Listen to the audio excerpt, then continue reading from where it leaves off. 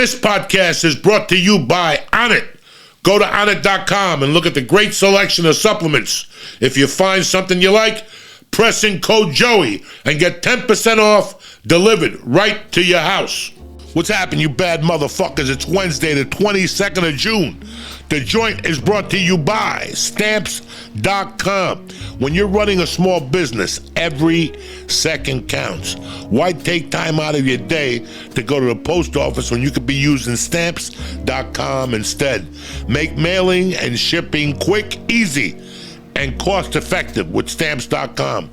I've been with Stamps.com now for close to 12 years.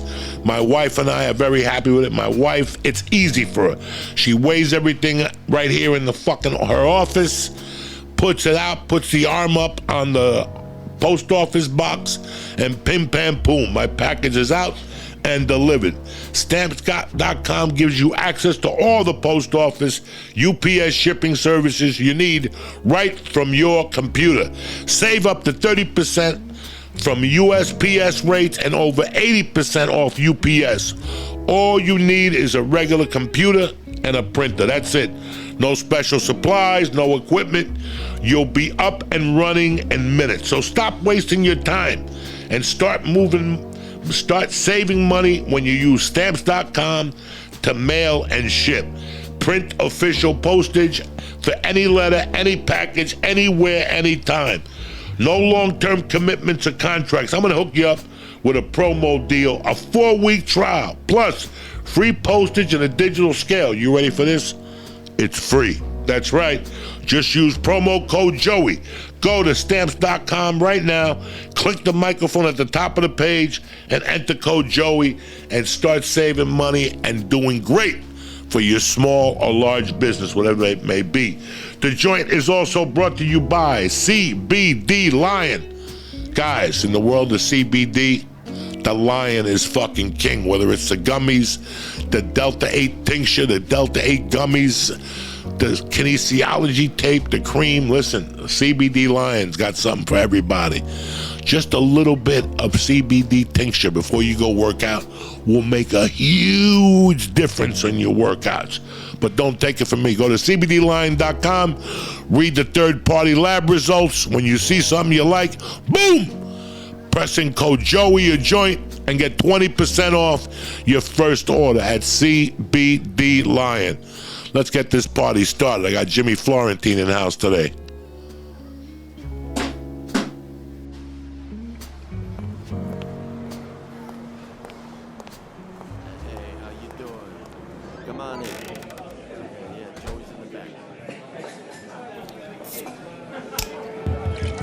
Check 1, 2. Welcome to Uncle Joey's Joint.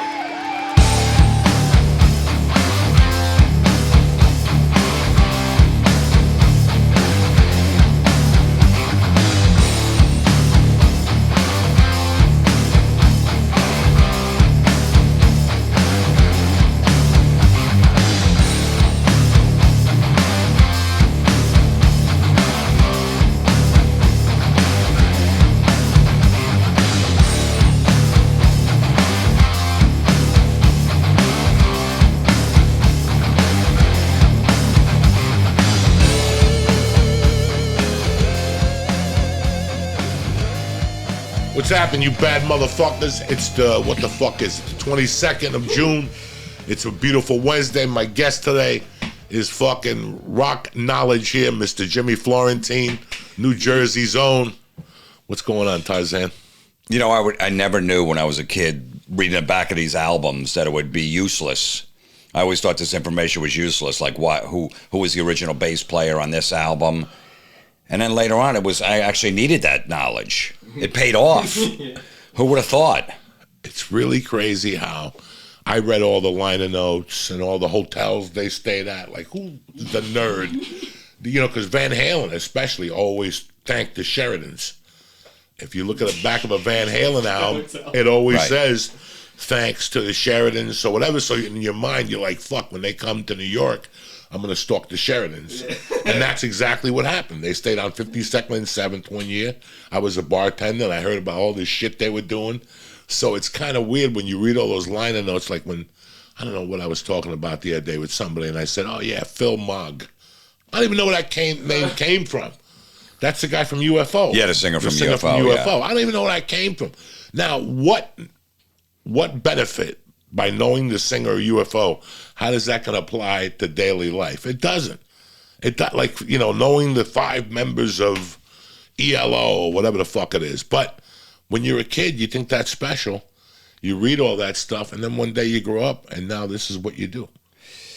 Yeah, I never thought it would pay off. I mean, you know, look, if you were into heavy metal when you were younger, there wasn't a lot of girls that were into it. So if you wanted to get laid, they didn't care that Judas Priest just lost their drummer and they got a temporary one for the tour. Nah, they didn't give a fuck. You know, but that's all you wanted to talk. I remember going to a party. I'm like, you know, Metallica might break up. I'm like blabbering to these girls, like, what are you talking? Get away from me, you weirdo. That's all I could talk about. I didn't care about anything else.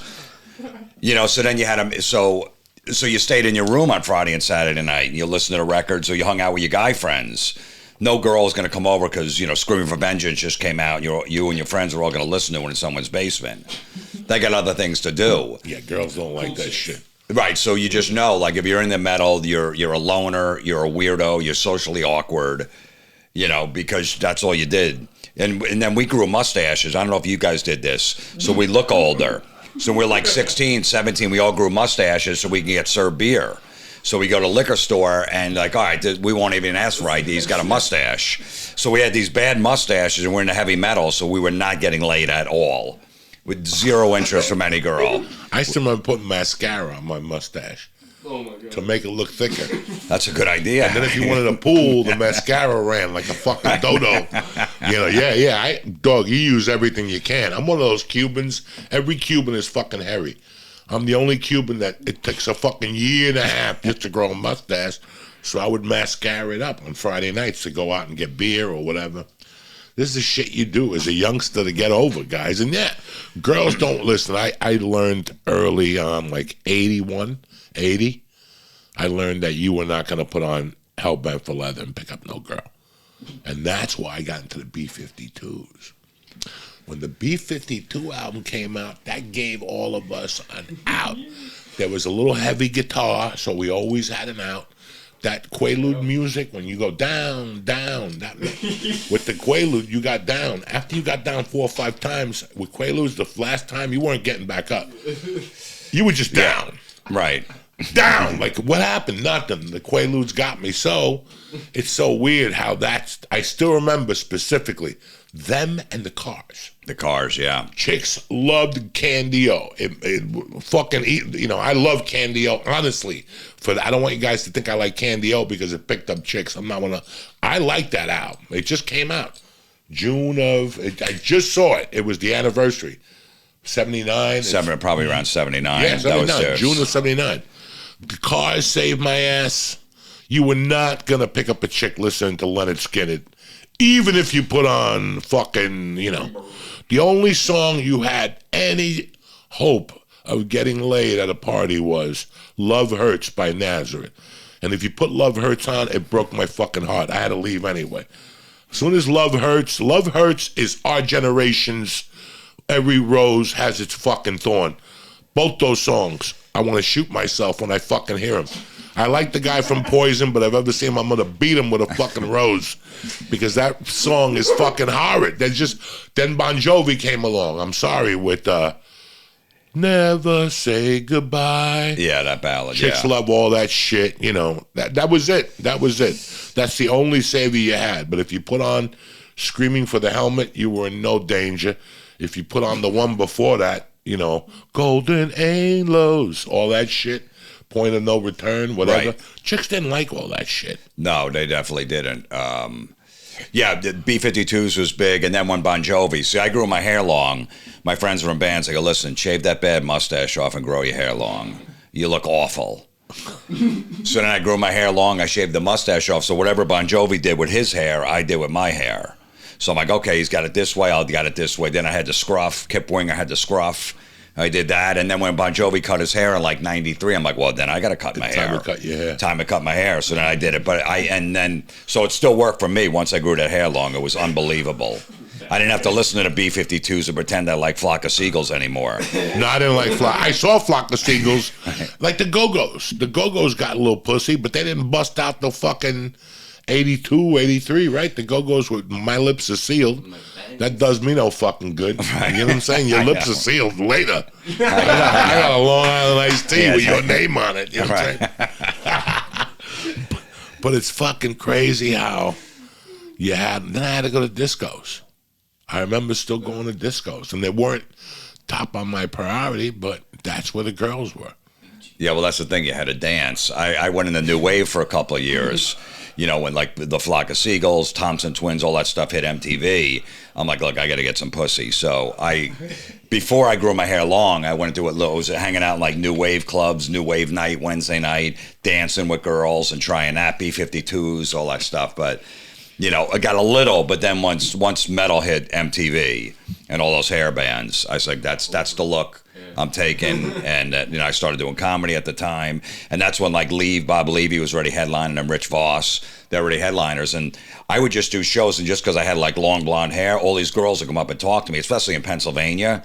It was great because they were like 5 years behind of what was really going on, so my looks fucking fit right in. So these guys would take me to like, you're like, oh my God, the guy's, you know, all of a sudden all those pussies around after the show. I'm going to bring this guy in the road. I wasn't ready. I had like 3 minutes. They're like, just do 10. I'll try.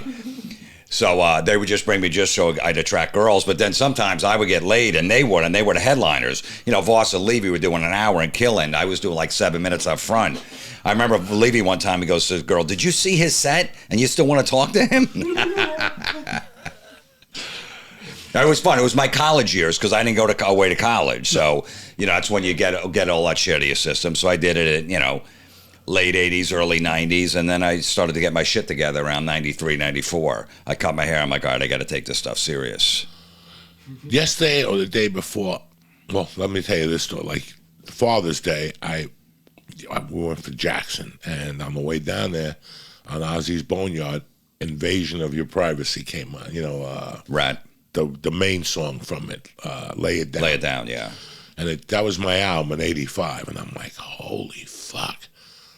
Rat was already on their second album before Bon Jovi's first album. Like Rat hit before John Bon Jovi. Yeah. Because Bon Jovi hit with Runaway. What year was that? That was like 82, but it was 82, 83, but it was a minor hit. It was a minor hit. And then he had the second album, 7800 Degrees Fahrenheit, that didn't do that well. She Don't Know Me, and there was one other song, but that wasn't big either until New Jersey came out, and You Give Love a Bad Name. Yeah.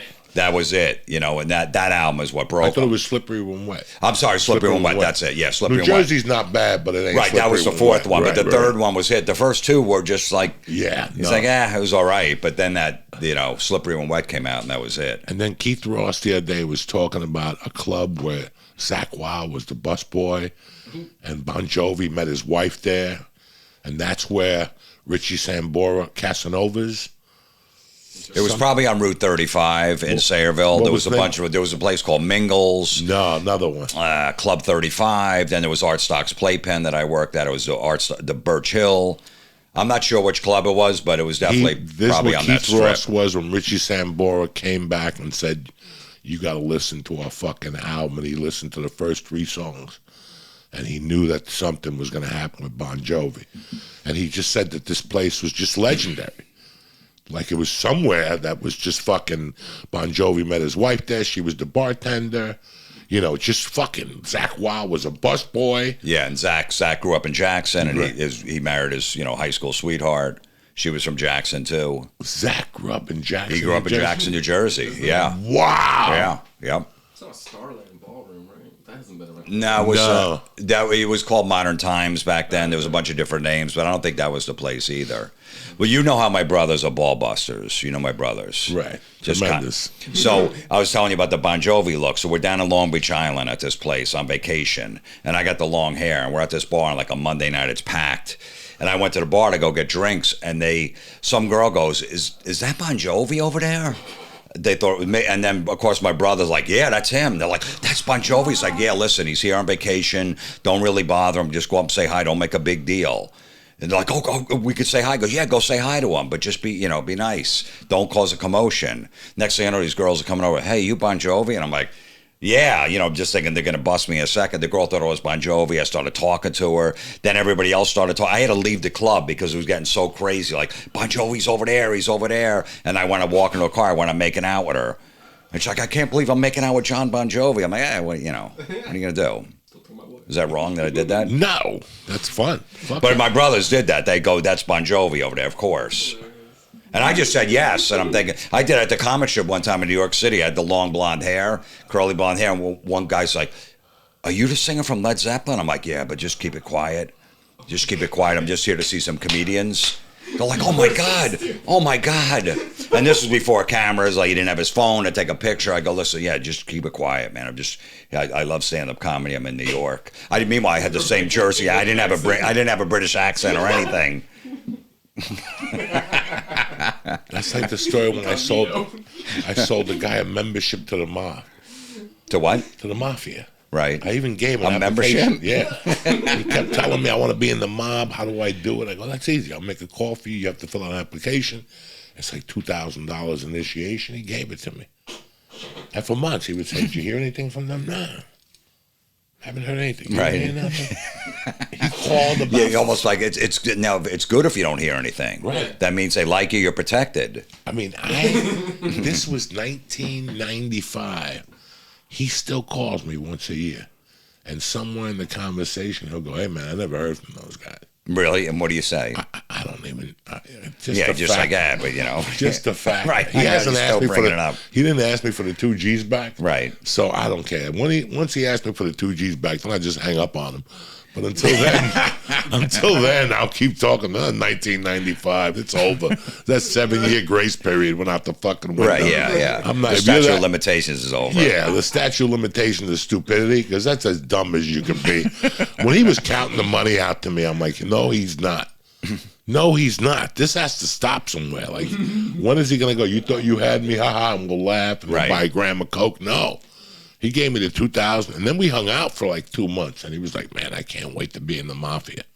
I'm like, Jesus Christ, this poor bastard's retarded. One thing that I'm really learning about, and I feel kind of embarrassed about, I came from northern New Jersey, and we had the soap factory. Yeah. We had hole in your pants, whatever, hole in the wall. Hole in the wall, yeah. Or whatever the fuck it was. And then I used to go see Sticky Fingers someplace. There was like 3 rock clubs up north. But the more I talk to you, the more I talk to your brothers, and fucking Keith Ross is great on Ozzy Boneyard, and he drops this knowledge. It's like I'm embarrassed that where the fuck was I for part of this New Jersey musical history, this fucking Metallica and Old Bridge. Like all this shit that you read about. Dio's from Jersey, ain't he? No, he's from like Cortland, New York, up by like Syracuse, like that. I heard something about Dio in South Jersey, and Jersey just has such a fucking history of music. Like, I had no idea. Even I just got a book about crime in New Jersey, and it chronicles like the 50s and 60s. That was huge music. Like, all those bands were on labels out of Jersey, the black bands and shit. I had no fucking idea music was so big in New Jersey. Well, because when you were growing up, you stayed in your area. You stayed up in North Bergen of North Jersey. I was in Central Jersey. We stayed here. So I never really went. I don't think I ever went to the Soap Factory to see Twisted Sister or any of those bands. I didn't go to the Hole in the Wall. I had a bunch of clubs around here. Those cover bands would play the same clubs. Right. So I would just stay here. I would never drive up there. I'd go to the Garden to take the train in to see a show. But so I think that's why you stayed in your area. You had enough stuff going on there. You didn't have to come back down here. Like, somebody was telling me they went to that place where they play music on the water that I went to see Rod Stewart in '84. Remember I was telling you? They only have it open in the summertime. In the summertime, we offer the Meadowlands, PNC, the Garden, and then Nassau Coliseum. I guess now the Brooklyn. Yeah, but then there's another place, Jones Beach. Oh, Jones Beach out on Long Island. Yeah, Long Island. A buddy of mine went to see Jules 2 weeks ago, Stu Finer, and he said that fucking high tide came, and that the fucking shoes and sneakers were all flooded. They had to put their feet up. Jules is up there playing the guitar with galoshes on and shit. Really? people getting electrocuted and shit. Like, I love that place. Like, I went to so many different venues. Yes, we went to the Garden. I'm very proud of that. And I went to the Meadowlands to see the Jacksons, and I went to Philadelphia to see. But they had these little spots, like, you know, seeing like Aerosmith at the Soap Factory, or seeing like that group, that concert I told you about when I went to Passaic. Like, I went to see Missing Persons At the Capitol Theater? Yeah. Like, that place was legendary. That place was good. You know, I went to see the Scorpions and Rainbow there. Like, when I was really young, I didn't know who to find. I just went, you know, I like that. I like that fucking knucklehead Richie Blackmore, and then he lost his mind. Have you seen him lately? Yeah, I mean, yeah, he's... Dog, he does not look good. If you go to a fucking Rainbow concert, bring a trick-or-treat fucking thing, like one of those pumpkins. When you see him, you think it's a fucking Halloween thing. It's not good. Yeah, guys. he does some weird kind of music. I don't even know what it's called, with his wife. And he got Rainbow back together, but with all like new players that no one knew of. He did like 8 shows over in Europe, and now he's back to doing his he has little like thing. A fucking mustache. Yeah. That he fucking tightens up, and yeah, I don't know if he looks like a wizard. Yes. Yes, he looks like fucking, he grew up perfect to be what the fuck he wanted. I don't know what's going on. I know the place you're talking about, the Fountain Casino. That's what Keith Ross was talking about, because that was a big place in Aberdeen. He talks about that a lot. That place held Twisted Sister would draw 3,000 people on a Monday night there. It was free admission, and they would do like 3 sets, like 3-hour sets on a Monday night. It was insane. So I was 15 years old. I was using my brother's ID. He was 21. I was 15. It didn't have a picture on it back then. The jersey didn't have the picture. It was great. One time I went to this liquor store to go get beer, because I had, you know, and I put the ID on the counter, and the woman's like, "You're not Joe Florentine." That's my older brother. I go, "Yeah, I am." She goes, "No, you're not." I go, "I am." She goes, "You're not." She goes, "I'm Mrs. Murphy," and that was like Joe's best friend's mother. And I'm like, should I put the beer back? I just left it on the counter and walked out. I had no idea that it was his best friend's mom, but I would get in at 15, you know, because they didn't have a picture, so I didn't know. I'm like, just show it. They didn't. The bouncer like, wait a minute, you know, they had no clue. So I was seeing shows when I was a little kid. It was great. That's great. And then Jones Beach, you couldn't bring alcohol in there. You can only drink in the back, like this VIP area. You can't bring it back to your seat because it's some state park. It's so we'd have to get, whenever I went to Jones Beach, you get those little plain bottles like Bacardi, stick them in your underwear, make sure you wear tighty whities that day. Don't ever wear boxers. That's a rookie move. The tighty whities, you put them under your balls, stick like 4 bottles in there, and you just get Cokes the whole day. Yeah, you Diet Coke, go in the bathroom, pour it in. See, so if you get Manscaped underwears, the new ones, they have a pouch. They could fit 3 fucking bottles. Oh, that's right. Yeah, I got the pouch ones too. The pouch and the underwear, cocksucker. See, Manscaped is always ahead of the fucking game. Sorry about that. No, because even now you're paying like $15 for a mixed drink at a concert. So bring that stuff in. Look, I paid $20 for a frozen margarita at in your seat, Philadelphia. Oh yeah, it's Citizens Bank. Now, I'm not complaining at all. It was well worth the $20 for the margarita, but wow. Yeah. Wow. Where has our fucking society gone for a margarita? It was tasty. And it was 95 degrees that day. I didn't get buzzed or anything. It went right through. I even gave my daughter a sip. And I keep asking her, "You sure you didn't get drunk?" She's like, "No, nothing happened." Yeah. You know, it's just weird how I was telling your brother, Dan, I go, you know, Led Zeppelin played 45 years ago in 1977 at the Garden. Yeah. The anniversary was a couple days ago. And the tickets were $750 to $1,250. $750 to $1,250. And I'm looking at Paul McCartney the other day at the Meadowlands, a.k.a. MetLife Stadium, and he wanted $1,000 for those fucking tickets, for like decent tickets to see Paul McCartney and Bon Jovi sing Happy Birthday. Like, I want to hear Happy Birthday again. I don't ever want to hear Happy Birthday at a fucking concert. No. And people singing Happy Birthday for fucking Paul. Yeah, he's 80 years old. He's 80 years old. old. No more birthdays. Happy birthday, Paul, but I ain't singing, you know. I'm done. That Bruce Springsteen showed. Yeah. He played fucking, what's that song? Get Back or something. Glory Days, his own song. Okay, he did that. I'm not paying $1,000 to hear Glory Days or fucking Get Back or whatever. Hey Jude. I don't want to hear that shit. I want to hear some fucking, I don't know, some John Lennon music. I don't fucking know. Do something. $1,000. Yeah, I mean, those, that's what they're selling now. Ticketmaster just did a thing where they're not charging you an extra fee. They're trying to compete with the other, scalpers and all the other online places. So Ticketmaster, if you're going to buy a ticket like 2 hours before a show, you're not going to get that $60 convenience fee. And if you're buying 4 tickets, that's $240 extra. So they waived that, which is great. So they're trying to bring the competition down. So these other venues will do it. StubHub and Vivid Seats. There's a million of them. It's just crazy where the price of, I think like I told your brother, I go, I went to see Rod Stewart. I went to see all these bands because I'm either going to take this $20 and blow it on cocaine, or I might as well see Kenny Rogers. Let me just see what he's about. It doesn't matter. Let me see what Nazareth is about. Yeah. Now, you can't do that. I was telling you, I'm not paying. I saw Sammy Hagar 20 years ago. I kind of liked him. People were spitting at him in Philly. I didn't know what to think. But it's I'm not paying $600 for those tickets. I love the art of live concerts. I love all that shit. It's just such a rush. But the $600 paycheck just kills me. I went online the other day to look at Rage Against the Machine tickets. Wow. Yeah.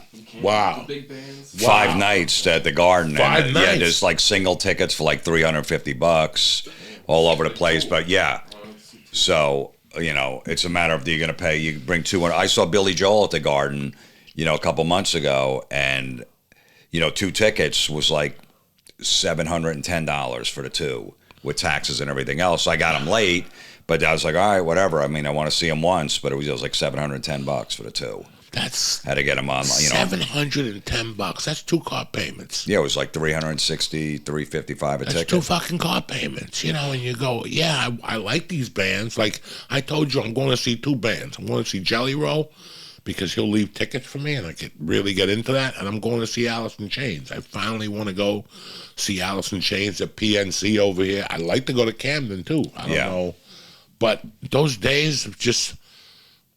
I kind of like Fleetwood Mac. Let's go see, I don't know, if the chick was on tour or something. But what would stop me is as soon as I went for that ticket, that $400 ticket, how was an 18-year-old going to go to a concert? Again, I moved here so my daughter could kind of have the same childhood I had growing up. But you can't even, you can't even fathom. These kids are going to have to rob a bank to go see fucking they're gonna have to rob a bank. Yeah. Between the 14, how much is the bus to the city now? $30. Yeah, it's $30 round trip. 15 each way. Yeah. And that's not bad because if you drive, you're dropping 40 with the price of gas. And the tolls, 16 at the toll at the Lincoln Tunnel, then also the turnpike tolls. Wow. It's gotten fucking crazy. Yeah, well, the ticket price will go down as soon as the demand. When people aren't paying $400, they'll lower it to $300. They'll lower it to $200. So all that stuff's going to go down as the economy tightens up. So, all of a sudden these bands think they're going to get $450 for a ticket. And then the people reselling them on those secondary markets. All that money's going to go way down soon. We went to the Giant game, and that game was brilliant. In more ways than one. Just going to Phillies against the Giants. Yeah. And I'll tell you what was the most brilliant part of the day. I didn't feel gouged over the $70 ticket. I didn't feel gouged, The waters were $5, Again, that's not bad. There's $7. There's $10 waters, The food was good. It was cheap. Sausage sandwiches. Am I a Philly fan of the team? I don't know anything about them.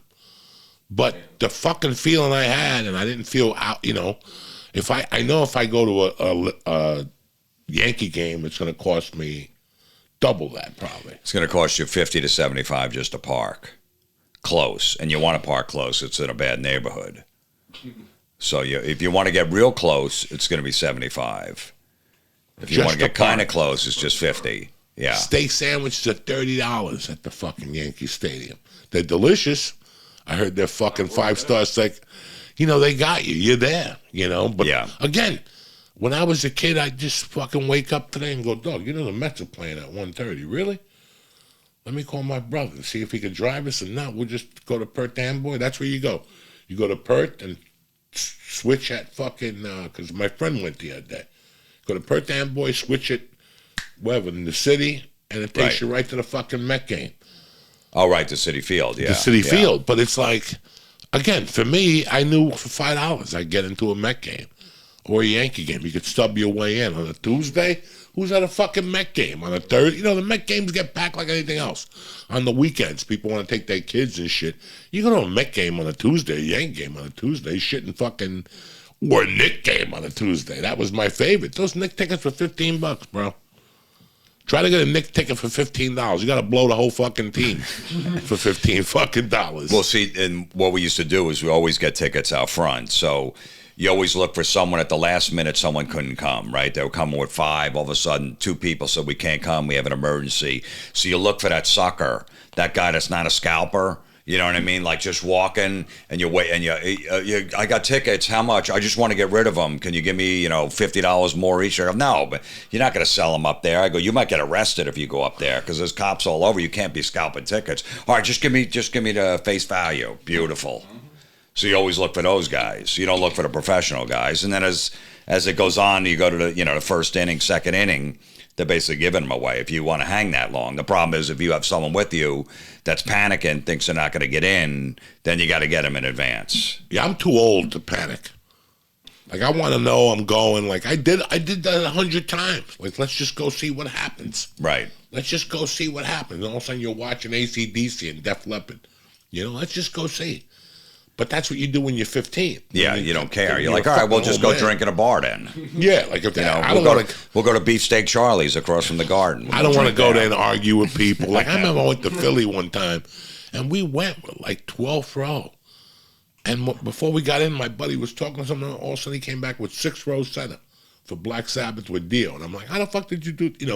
Like we had tickets. What possessed you to negotiate with somebody for 6 rows better? But there's guys that are really good at that. I used to break their balls too, but I don't want to be out there arguing with nobody now. I just want to walk in there and enjoy the fucking game and whatnot. But they kill you at these games. I always think about the American family. Like my friend said, he paid $1,000 to go from LaGuardia to Oklahoma City. $1,000 to go to Oklahoma. Jesus Christ! No, yeah, I mean the airline. Yeah, it's like 9. I'm booking flights for the fall right now, which I never did, and they're like, to go to Dallas is like $780 from Newark, but if you fly at 6 in the morning, it's like $510. Like that's your options now. They just completely the airlines trying to make as much money as possible before they have to bring down the prices when people start flying. They're already down like 3%. Traveling like in the last month, so people are feeling it. They're not paying friggin' $900 a ticket. I'm trying to go to Knoxville. I'm going to pay $909 for not even a round trip with a layover. So I just booked that Allegiant Air. They do flights. It's like it's $79 each way to Knoxville, direct flight, $160. Why is United charging $909 and Allegiant is charging $160? Because Allegiant's fucking engine is kind of loose. Well, yeah, and I know. The landing gear is all fucked up. So it's like you're paying $79. Right. What time am I gonna get there? Well, I got both flights booked. So I got one United, I used my miles, and then I got the Allegiant Air one. So if the Allegiant Air, because there's only one flight out that day. They only fly to Knoxville on Tuesdays and Fridays. They don't. So if there's one flight out, so if that flight doesn't go, you're fucked. So I still have my United flight. I'm like, all right, we'll just figure it out that day. I'll cancel the other one. And where the fuck is the Lion? Where does it fly? I don't know. They fly out of Newark. They got some flights out of Newark. And where do they go? Well, one's going to Knoxville. We're looking at Knoxville. So I'm taking it. Yeah, it's like it's $160 round trip compared to $908 with United. Oh. And I got a connecting flight in Chicago. I got to connect out of Chicago too. I don't know about a Lion for $79. You might you might get the Wright brothers. I figure I drove with so many drunk drivers over the year, and I lived so far. So if I'm figuring I'm going to make it with a Legionnaire. At least the guy's going to be sober. You get to the fucking airport, and you see the guy spinning the fucking thing in front. Like, we'll get this plane in no time. You see him duct taping the wing and shit like Major League. You're like, oh, this is not going to fucking work. I'm always weary of those things. I'm always weary of flying. But when I see a cheap flight, I'm like, what the fuck are they doing? Are we even going to get there? Well, yeah, like I usually just fly United, like Spirit. I'm not, I can't get on one of those planes. Oh, it just bothers me. I think Spirit, I flew them years ago, and they had Sirius. One of those flights were like a shitty airline, but they had Sirius XM. Right. Know? And I'll never forget, I got on there stoned to the gills, and I was listening to like disco something. And it was so fucking good. The stewardess was like, we're going to land. It was one of those Atlanta flights. Okay. They have a special thing that flies to Atlanta. Not no more. This had to be 20 years ago. But I'm always wary of Spirit. But the way that fucking American, Delta, and all these other airlines have been, Southwest has been killing motherfuckers lately. Killing people. With delays and stuff. These motherfuckers advertise a summer sale. I saw it. Now, let me tell you something about Southwest. I enjoyed them. If you're going to fly 2 hours and less, Vegas, LAX, Kennedy, fucking Buffalo, whatever, Newark, Buffalo, it's an hour to Southwest. If somebody's allergic to peanuts, you don't get peanuts for an hour. You're not going to fucking die. You know what I'm saying? So it's Southwest put an ad out for $49, and then 3 days later, they canceled 2,000 fucking summer routes. Mm-hmm. So after they took everybody's fucking money, this shit concerns the fuck out of me. As you know, I got to take a plane Thursday to South Carolina to meet Bert and those guys. Yeah. And I swear to God, if I get to fucking Newark and they start that shit of a 7-hour delay, I'm not going. I'll get in my car and meet them in Bristol, Tennessee. I might as well do that. I'm petrified about flying out of Dallas Monday. But after a fortnight where you lay your fucking soul on the stage, right? I'm going to get to the fucking airport Monday morning. They're going to go, your flight's delayed till 2 in the afternoon. And let me tell you something. I don't like Dallas that much. That's where Kennedy got shot. I'm not a big fucking fan of Dallas. Nah, they always got to strike with me. As soon as I land in Dallas, I can smell the gunpowder. I still smell the fucking gunpowder by the trees and shit, whatever the fuck. Yeah, the grassy knoll. I don't, And Dallas is an airport that if you're not in shape, you're going to die. If you, that's Chicago, Detroit, Atlanta. Chicago, Detroit, Atlanta airport. Atlanta's a motherfucker. Detroit, they make you walk under the fucking airport with the lights and shit. Yeah, I know. At like 7 in the morning, you think you're in the fucking Twilight Zone. I'm going to see Sebastian Cabot from fucking whatever. No, all those airports. So Dallas, the only good thing about Dallas is you're eating good all day. They got the barbecue. They got the steakhouse in Dallas. You get a little massage. I think you can take a shower in Dallas. And they're probably the hottest chicks in the country. In Dallas, yeah. I think, yeah. Dallas. Well, Houston, too. I like all. You know what? As a kid, when you're young, you go like, yeah, there's a lot of hot chicks down there. I got to tell you something. There's a lot of hot chicks everywhere. There's a lot of hot. I went to the Osteria last Tuesday. I was blown the fuck away. I'm a married dude. I'm old. I'm not going to hit on somebody young. What am I going to... You just scar them when you show them that fucking... I was looking at my dick the other day before I went in the shower. It looks like an aardvark now.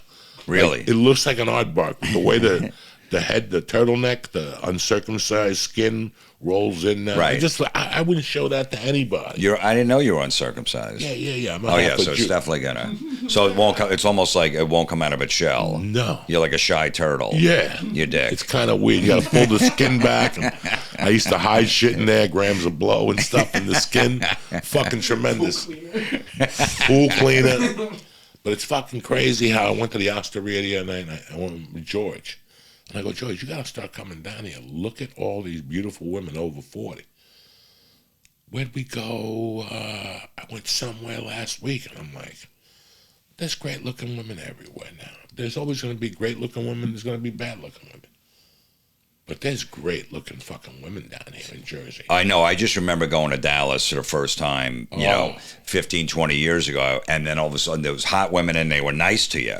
You know, New Jersey, they're not nice to you. You know what I mean? Like you could barely get a hello. Hi, how are you? They're just like, what, I'm married. I'm like, I just said hello. But there, they were nice and you almost take it the wrong way. Like this chick's into me. Like, no, that's just the way they are. So I just couldn't believe they were hot and nice. Me too. Houston was the one place that always shocked me. The South has always shocked me, how women will talk to you. And, you know, when you're young, you're like, fucking, why is she talking to me? Do I have a chance? Then you figure it out. You don't have a chance with everybody. People are just fucking nice sometimes. How many times did you try to hit on a woman, like, and you got the wrong idea and she wasn't interested? Like, you go to kiss her and she's like, no, I'm just... You ever get that where she just turns her head? And you feel like a piece of shit afterwards. Yeah. You're like, ah. It's been 30 years, 25 years Right, yeah, when you no. got...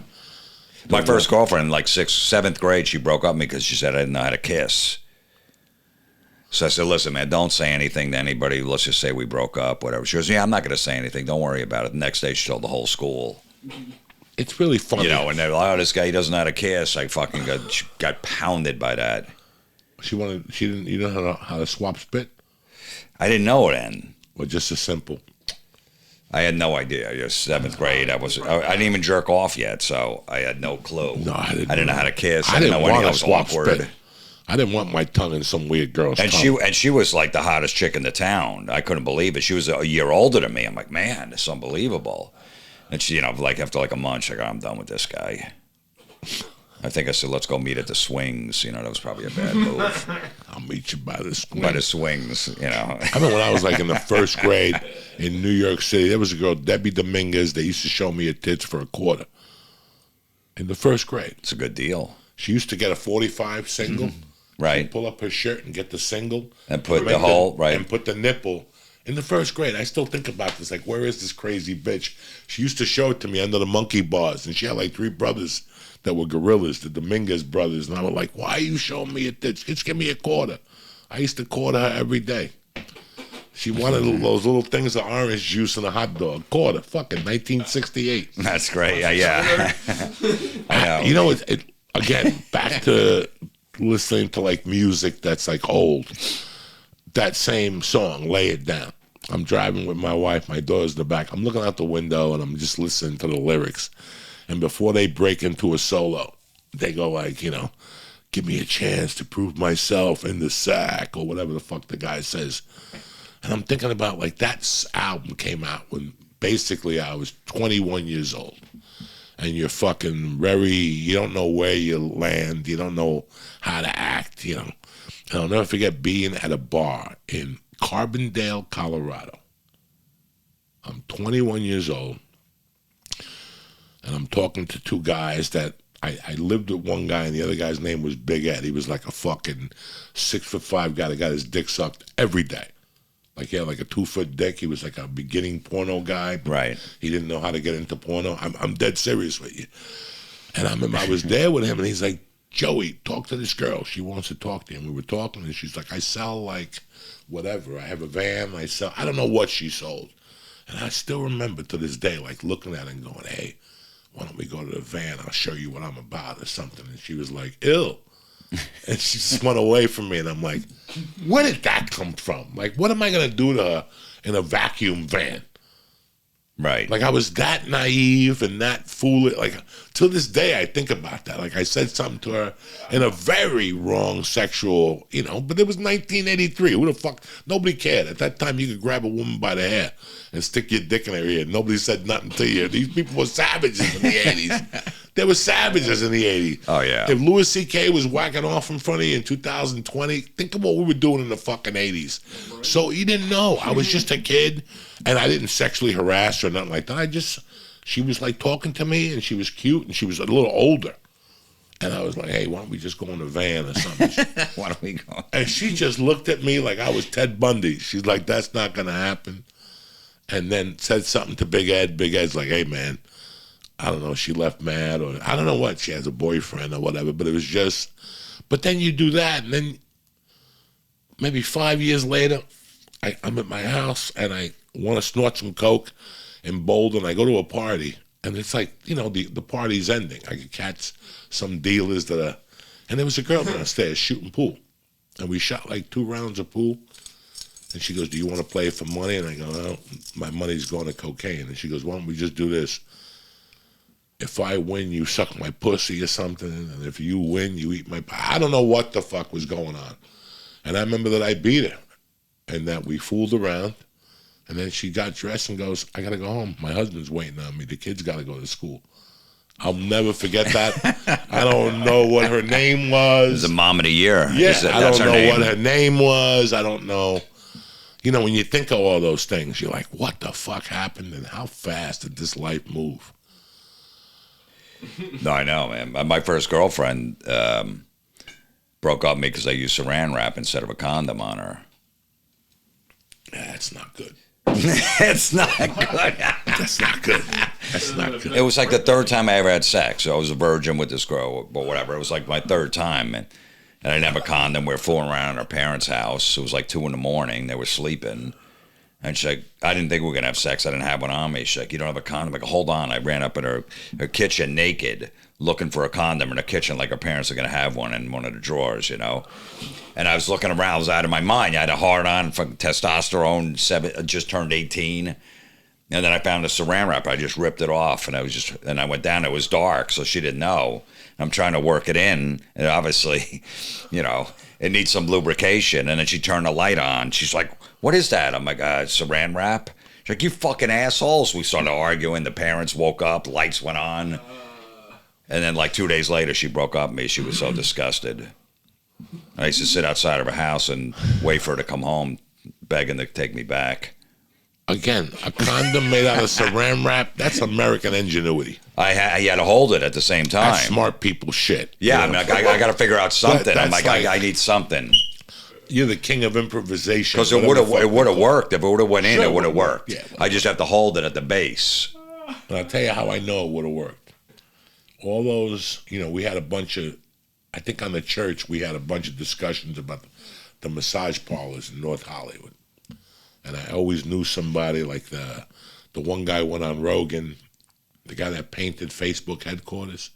Oh, yeah, Chow or Joe? Show. He went on there and said he went to a massage parlor.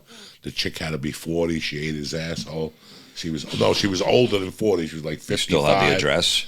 I don't know. I don't. He said he went in there and he goes, when is a young girl available? And the girl was like, no young girl. Today it's me. And he goes, how bad could it be? He goes, she picked up my dick and started eating my ass for openers.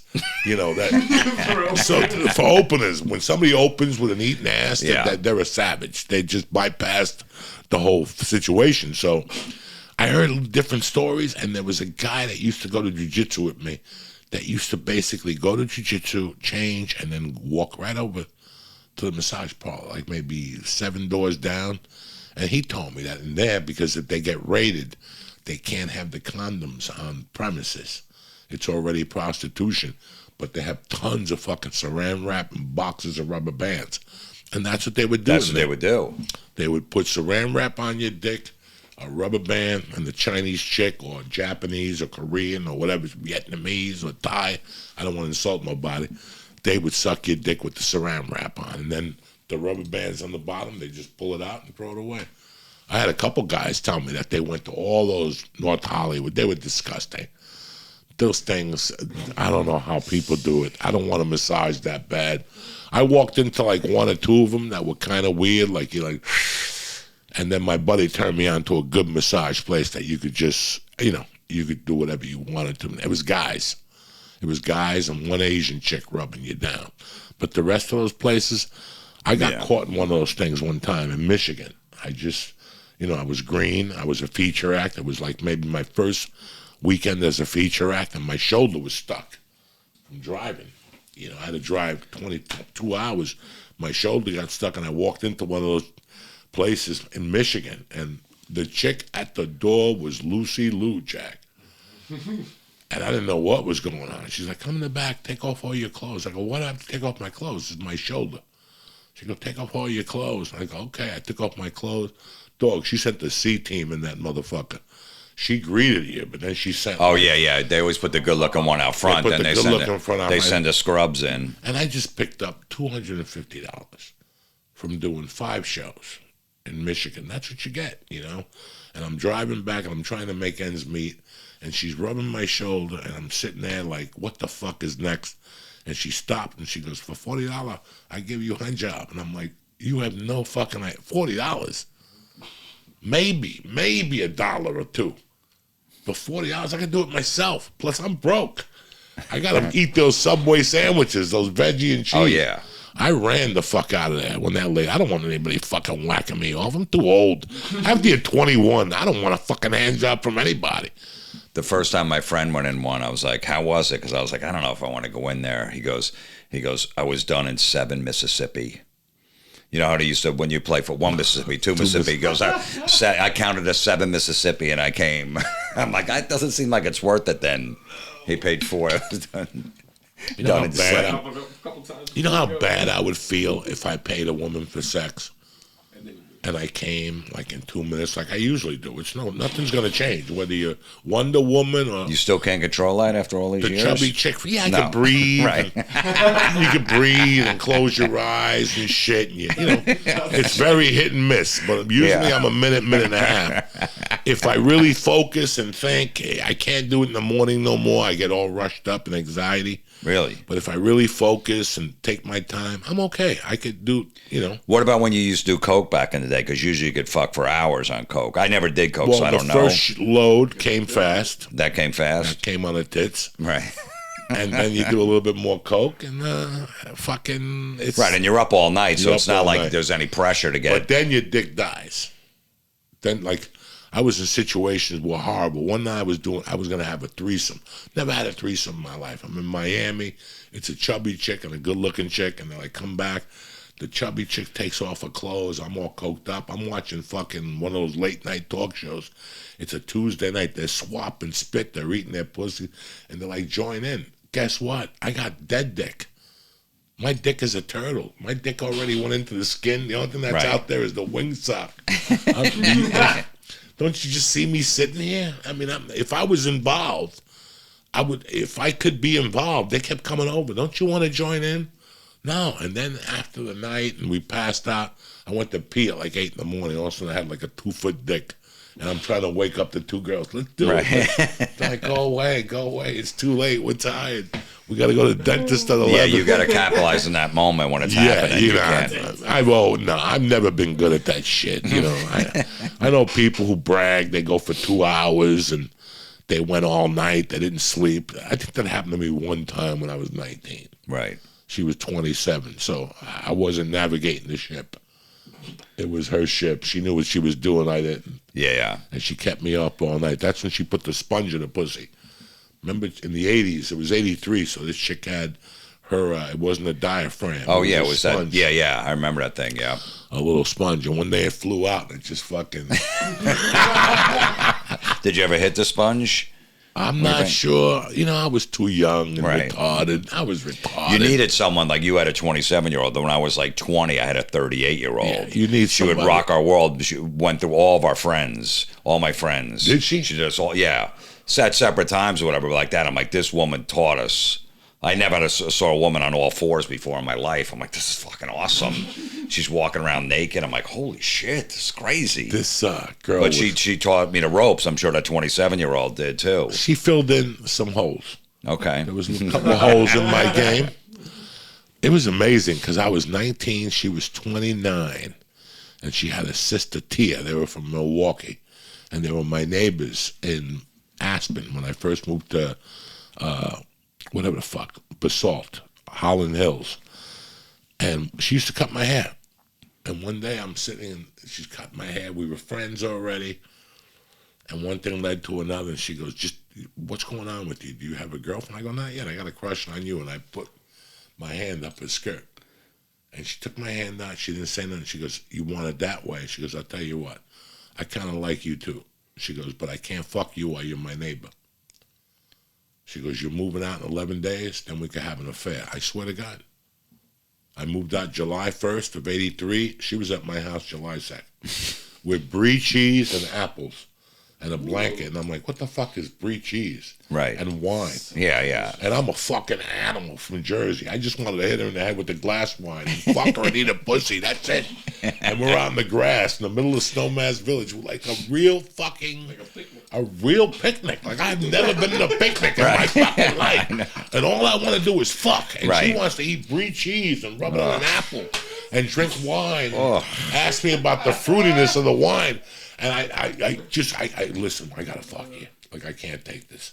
And she's like, okay, we went back to the house. We just did it in the shower. She had the hairiest pussy I ever saw. So this is how, when you're 18, you do creepy things, but you don't remember them until when you move back to Jersey. So she rocked my world so hard that afternoon, guys. Like, she came over like at 1, and she left like at 4, and it was like I was blown the fuck away. It was like seeing somebody for like Sabbath for the first time. Right. Like, my mouth was wide the fuck open. And I took a shower and I got my head together and I smoked some pot and I was like, damn it, I'm going to get more of that pussy. Guys, I walked from Snowmass Village because I just had so much energy. I wanted to fuck her so bad. I hitchhiked down to Snowmass. He was going to Aspen. I was going to Basalt. I walked to fucking Basalt. I think somebody picked me up towards the end. She got off of, she worked at the grog shop in Aspen, a wine store. And she got off of work at like 9. It took her like maybe 30 minutes. I'll never forget, I was sitting in the weeds on a chair when she pulled up in the grog shop. And I'm like, I got to hit this again because I didn't give you my best show. Right. Like, you fucking wore me out. And that was the night. I stayed up with her all night. And then I started dating her. We dated till about... Then she wanted me to go to the Rocky Horror Picture Show. And that's where you lost me. Yeah, like I already went. Yeah, I already ate your ass. I already went on a picnic with you. I'm not going anywhere else. I went on a couple picnics with her. She, you did? You know, she was a white chick. That's what they like to do. Yeah, I know. They like that corny They like to do and shit. rub your feet and all that. She was very Make a nice. sandwich and sit there. No, grass. brie cheese and apples and That was wine. it? That was it. Okay. So good. Yeah, you didn't drink wine then. I didn't even know what the fuck wine was. I drank a bottle of wine North Bergen I robbed from Albertsons, that a half gallon of Julio Gallo shit. Oh, yeah, that stuff, yeah. I had a headache for 4 fucking days. Oh, yeah, it's the worst. But you always had to have it just in case you had girls over. Keep the wine. Just have wine. Because no chick wants to drink Bud cans. You know, that's all we drank was Budweiser in a can. If you're doing Coke, they'll drink whatever the fuck you Right, give whatever them. you have, but it's always good to have that wine. Drink whatever I give you. I got fucking McGregor whiskey. It tastes like ass, but it don't matter. The worst was if you were a metalhead and you got a girl back, you wanted to put on some music in the background, but you have all heavy metal shit, so it's they want. I'm like, well, let me. I remember putting Ozzy on, like "Goodbye to Romance." That was a slow song. That's a good jam. Yeah, I know, but it's just like I didn't have anything. No, they don't. So then I want went out and bought that Sade album. Yeah, that first Sade album was tremendous. that was a closer. Fire. That one and like a Madonna. I forget what Madonna one. The first Madonna. Maybe, yeah. Just have those two in the collection. My friends would make fun of me, like, you got Sade? What are you, gay? I'm like, no. I go, I need this. I got fucking Iron Maiden doesn't have any ballads. I can't put fucking The Trooper on when this chick trying to get her in the mood, so I throw that on. So I always had those two. That Sade album was fucking phenomenal. It was like Mariana Rivera. Oh, the first 2 Sade albums are fucking classic. Classic. You have the first one? Still? I probably still, yeah. We got to borrow for the album of the week. That's a good I know. That's a great fucking album. That I like Sade. I just got her greatest hits. So I downloaded it on something. The greatest hits isn't bad. Just something different to listen to in the gym. Yeah. Shit like that. You can't listen to Sabbath every fucking I don't know day. if I can work out to Sade, though. Nah, but when you go on a plane or something. Yeah, you want to be mellow. Yeah, I'll throw some goofy shit on every once in a while. You got any dates coming up, Tarzan?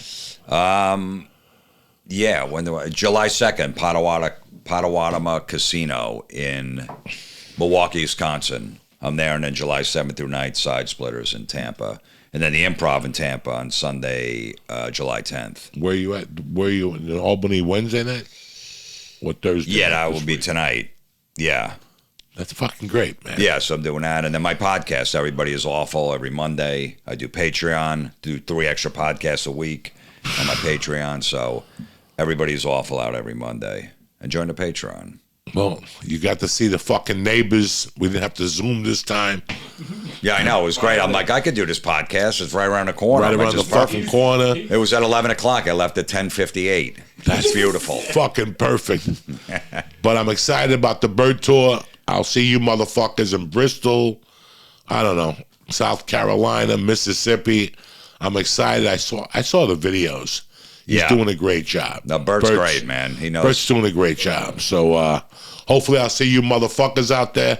And that's it. I want to thank Jimmy for coming on. I want to thank you motherfuckers for supporting us. And now for a word from my motherfucking sponsors, Jack. All right, you bad motherfuckers. I want to thank Jimmy. Plus, I want to thank you guys. I'm excited about going on the road. So we won't be having a podcast on Monday. We'll be back next Wednesday, cocksuckers. But listen, in the meanwhile, the joint is brought to you by Stamps.com. I love Stamps.com regardless of whether you got a business with 100 employees or a business with 3 employees. Why take time out of your day to go to a post office when you can just do everything from your office or home or wherever you send packages from? Make mailing and shipping quick, easy, and cost-effective. Listen to that word, cost-effective. That's my favorite fucking word. It's easy. Anybody could do it. If I could do it, you could do it. Stamp.com gives you access to all post office and UPS shipping services.